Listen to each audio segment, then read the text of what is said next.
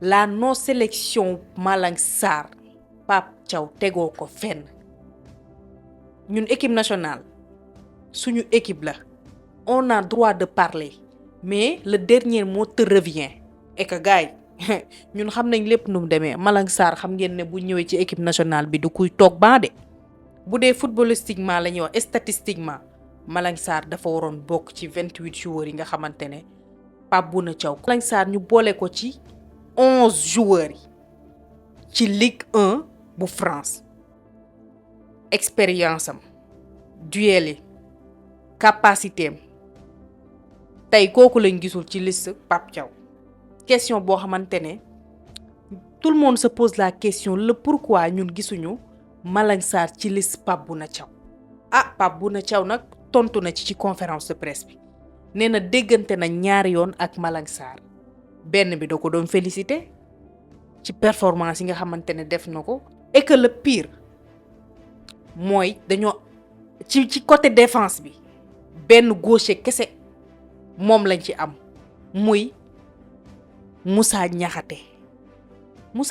il a joué toute la saison pépin physique nag du ñàkk te ñaanaluñ ko kenn mais comment se fait-il ngay dem mondial pas Coupe d'Afrique des Nations de mais mondial les meilleures équipes ñoo fay daje yow nga yóbbu défense yóbbu ci benn gaucher kese ñi ci des ñëpp ay droitier lañ. Si on parle footballistiquement, si on parle statistiquement, sans émotion,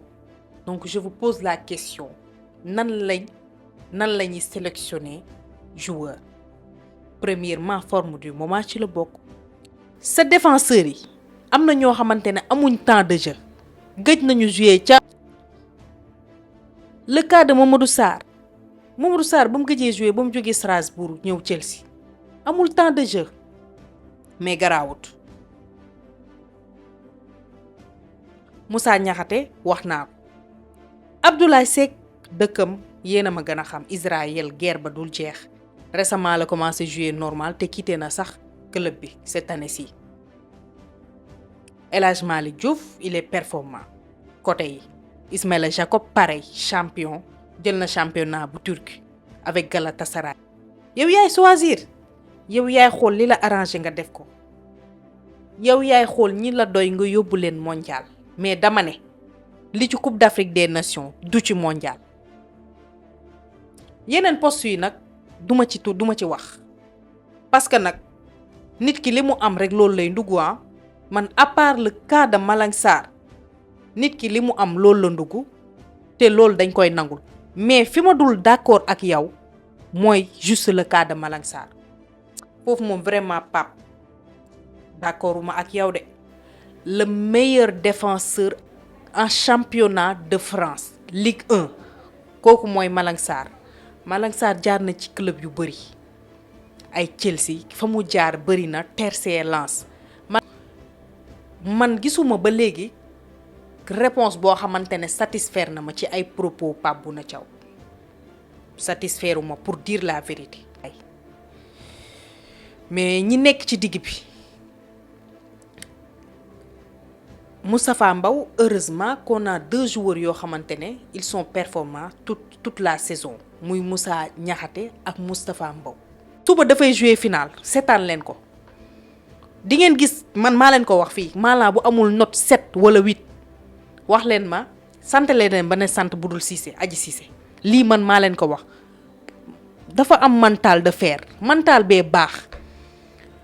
si liste réserviste yi la ko Pape Thiaw def de mais suba ngeen di gis beneen Malang Sarr te lii man maa leen ko wax suba. encore une fois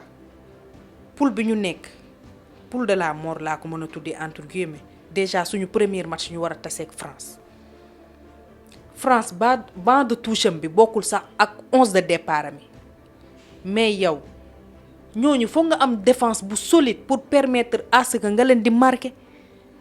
mais nañu waxante dëgg. nañu bàyyi côté émotion tegee ko nële ñun dañoo soxla koo xamante ne dafa nekk ci temps kii bu ñëwee ci équipe nationale day lekk défense bi te bu boobaa poste su jàmbur yu bari dina menacé wu man lii laa gis. Malang Sarr bés bu ñëwee équipe nationale jàpp leen ne ñu bëri seen poste dina menacé wu parce que da leen di lekk. yu bëri ñoo xamante ne fii la ñuy nekk di saaga naan Malang Sarr bañ ko soxlaawee daf ne day concentré wu ci équipe nationale de France mais fii kan lañ fi woowut mu dem foofu concentré wu ci carrière am mais bëri na ay joueurs yoo xamante ne ñu ngi équipe nationale ñoo xamante ne joué nañ ci petite catégorie. Excusez-moi, avant ñuy rejoindre équipe nationale du Sénégal kenn rek moo ko fi def mooy Ibrahima Mbaye moo opté pour loolu sans amul sa xel ñaar mais ñu ci bëri fii nii xam nañ seen bopp duma jaar ci benn tour mais jot nañ jaar ci petite catégorie balaa ñuy rejoindre équipe nationale du Sénégal donc arrêtons ça. Dañ ko soxla équipe nationale loolu mooy dëgg gars yi ma bàyyi leen en commentaire ngeen jox ma seen xalaat par rapport ak liste 28 joueurs yu Pape Bouna Thiaw. Je pense que